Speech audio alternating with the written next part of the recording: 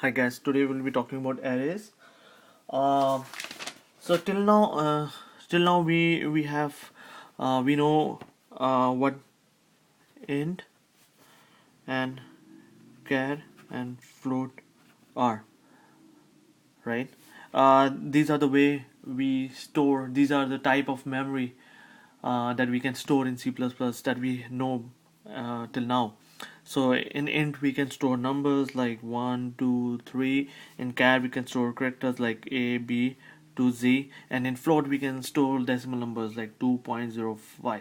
Okay, so now till now we know only the way we can store only one of them. Like if we right now if you wanna save like three of the numbers, so right now will be, let's say, uh, three of integers, so we will be doing int a comma b comma c. So so this way we will be declaring three integer types, a b c. So for the three it's okay. Like what if we want to declare like 100 memory locations integer type, then it will be like a little bit difficult, like a b c then z till z, then we can start with a1 b1 d2 or whatever name convention we want to go with. But it will be a bit of a problem. So that's where array comes into the picture. So we are right now, I will be referring this book, Object Oriented Programming in using C++, RS area. Right now, arrays and string is chapter 9. So that's what we will be doing today. So according to it, an array is a collection of homogeneous data elements. So array is a collection. It's a collection of. So this is how the array is defined. Let's start. Let's say A5. Okay. So A is an array of integer type, and there are 5 of them. So we can store 5 integers. So this is how it's done. So let's say if we would have done, let's say here, when we did ABC into ABC, what happened in the memory? Let's say this is memory, right?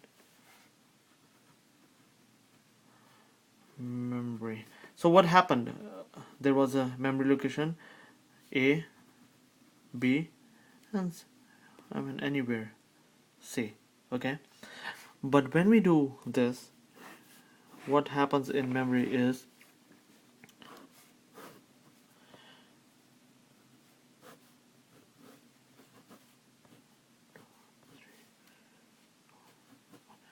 one, two, three, four, four, five. Okay, 5 memory are allocated, and they start with like 0, 1, 2, 3, 4. So one thing to note is in the array we start counting from 0, not 1. So when we say uh, we declare an array A 5, that's it, and this is subscript actually in the, so this is called subscript 2. Okay, so when we say int A5, it means in the memory, and this is memory, I will say mem in short.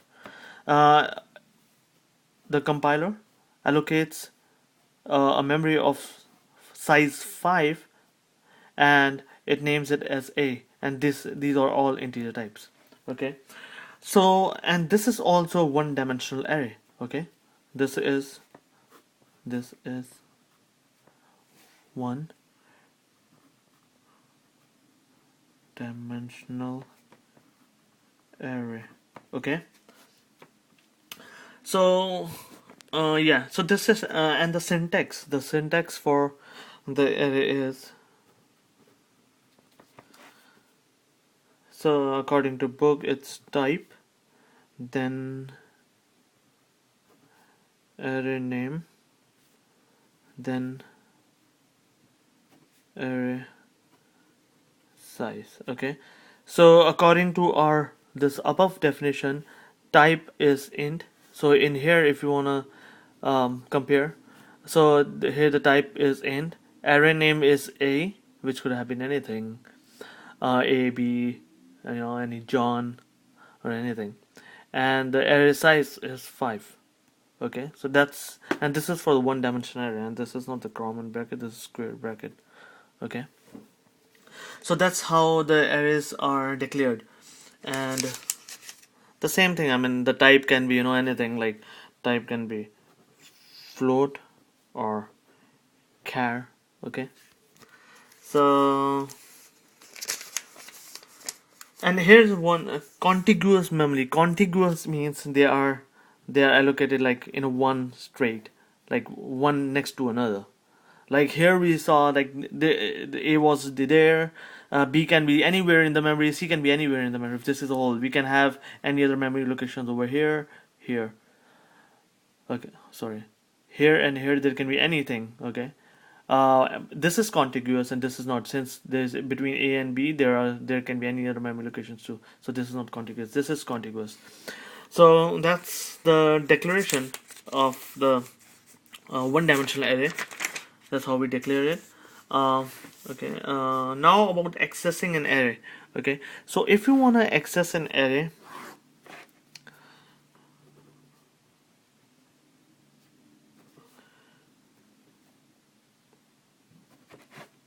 you access it by, so let's say this. So there are 5, right? It means that we can store 5 integer kind of values. So this is memory. We can throw anything here. Like let's say 10, 3, 8, 7, 1.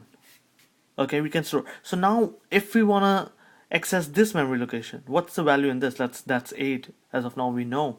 So how we gonna access it? So we access it for the A, we'll be accessing it by A, and we want to access the third one, right? Third one, since for the array the counting starts from 0, so third one will be 0, 1, 2. It's not 3, it's 2. That's very important to remember. And again, the last index of an array will be the size of an array minus 1, because obviously it's like, because it starts from 0, so it will be like, it will 0, 1, 2, 3, 4, so it will be 5 minus 1. So that's the easy way to remember which will be the last index of an array. So since here we on a third one, so it's 2. So this how we'll access 2. And what we can do is, if you want to see what the value is, we can do this, and this will print us the value of this memory location. So that was easy. Here they have explained the memory location. Just a second. How memory is allocated. Okay, I will explain you here. So here it says. So okay, one more. Every memory location has an address, because without an address we won't be able to find memory, right? Like houses, or in a hotels we have rooms, right? Every room has a number. That's how you can tell a guest to go to a particular room, and that's how they won't be mixing the room, as everyone knows which room has been allocated to them. So every memory allocation in the computer has an address. So let's say this address is 1001. Let's say this starts with 1001, and after every byte, one byte, this is for 1 byte, so next byte will be 1002, 1003, 1004. So that's how it goes. So in this case we are storing integer. Okay, integer, how much, what's the size of an integer? You can find all this information on this RS Solaria book on page number 94. Let me just confirm that. You can go to page number 94. I'm pretty sure, because I looked before this recording this video. Yeah, on the page 94, like I can show you here on the page 94. See, this is page 94. So you can see here. So here it gives the type. If it's unsigned char, then the memory requirement is 1 byte, and this is a range that you can store the value from 0 to 25. If it's a char, it's also 1 byte, but it's a signed. This is unsigned, this is signed. If it's not written, it means it's signed. If it's unsigned, it will be mentioned here. By default, it's signed. So the signed is minus 128 to 127. Okay, so unsigned int takes 2 byte. From 0 to here, int takes 2 byte. So that's how you can get, right, how much byte what it takes. So just one more thing to mention. Don't get confused. I mean, if the compiler says the memory location, the memory size for integer is sometimes 4 byte, because sometimes it depends on what kind of system you have. If it's a 30 brew, it will give 4 bytes. If it's a 64-bit system, it will give um, 64 is 8 bytes. So it depends on this, just for the integer. For others, it's not. So okay, so this 2 byte was for 16-bit. Since every byte is 8-bit, so 16-bit will be 2 bytes. So that's why it's giving 2 bits. I'm guessing that they must be using the 16-bit system. They haven't mentioned it here. Oh yes, see here they say. So turbo int and short int are synonymous. That is, both are 16 bits. Oh no, it's something else. Anyway, I think I got carried away. Anyway, so yeah, so here you will be able to find the byte size, for each. So let's get back where we were. So here for the integer, the byte size is 2 byte. Here it says 2 bytes. So it means this will take 2 bytes. So it will be 1001 and 1002. So this will be next will be 1003, right? And it will be from 1003 to 1004, and this will be 1005, and this will be 1007, and this will be 1009. Okay, till 1009, 1010. Okay, so how many memory locations has this taken? 1001 to 1010. That's 10 memory locations it took. So because it's 1, 2, then 3, 4, 5, 6, 7, 8, 9, 10. Okay. Uh, so here we are. Here it has given one formula for the element address. It says like this. Let me go through here. It says element address is called base address plus size of element into index. So let's say if you wanna say if you wanna know the address of what's the address of the index 3, right? So what's the formula is element address is a base address. So let's write down here. What's our base address? Base address is the first address of the array. Okay, so this is base address. Let's write here. Base address. Okay, what's the base address here? 1001. Okay, next is it says plus size of element. What's the element? Element is the type of an array. It is, so we have an int type. So what's the type? Int type is 2 bytes, so it will be first plus, then it starts bracket, then the size of an element is 2 bytes. Okay, then it says what's the index of the number, and what's the index we are looking at? It's 3, right? So we'll write 3. So now it's 3 to 6. Okay, so it's a 6 plus 1001. So this is equal to 1007. So let's see what are 1007. Hey, it's 1007, right?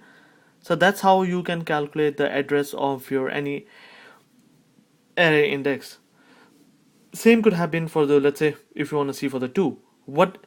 We only know the, let's say we only know the base address, and we want to know what's the starting address for the index 2 will be for the array.